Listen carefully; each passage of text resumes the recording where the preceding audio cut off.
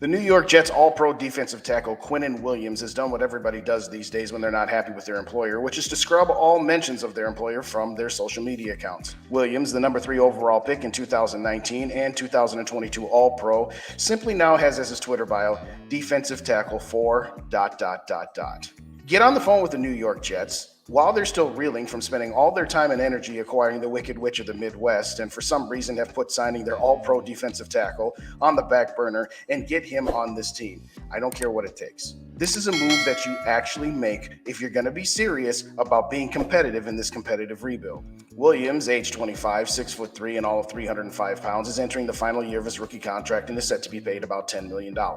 And after seeing fellow defensive tackles like Dexter Lawrence and Daron Payne get paid their bags this summer, Williams is justifiably saying, "I'd like to get a contract extension and not play on the final year of my deal." Williams had 12 sacks last year as a defensive tackle and was a main reason for the Jets rising all the way up to the number 5 defense in the entire NFL. I understand that the Jets really wanted to get Aaron Rodgers on their team, but how do you let an all-pro defensive tackle who is 25 years old, who's about to be done with his first contract, even get to this point? The Vikings last year already were at the bottom of the league defensively, and now trading away Za'Darius Smith means they need more depth at the defensive line.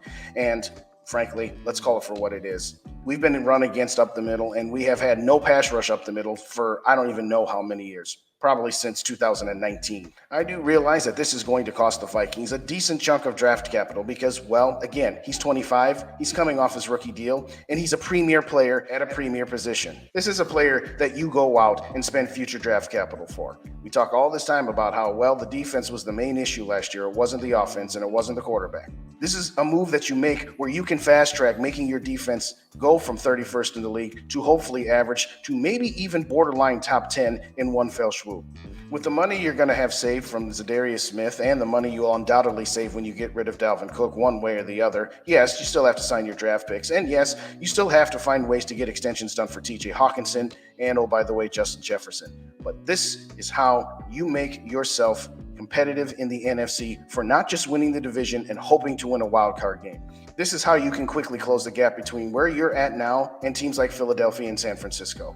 If your goal during a competitive rebuild is just constantly be in contention for a division title and just hoping you win a wild card game, then yeah, this move is too expensive for you. But if you are serious about winning a Super Bowl, this is the move you make to get your defense from 31st in the NFL to not only respectability, but to a level where you can actually compete in January. This is the kind of move you make if you're trying to get to an NFC Championship game or a Super Bowl, if that's what your aspirations are. If our thought process is going to be, well, our offense wasn't the problem, we got one more wide receiver so we can take a good offense and make it great, but we still have all kinds of holes on defense, this solves a lot of the problems you have defensively. You are able to stop the run better, you're able to get a pass rush on the interior, which we haven't had in years, and at the end of the day, you can be ultra competitive in January.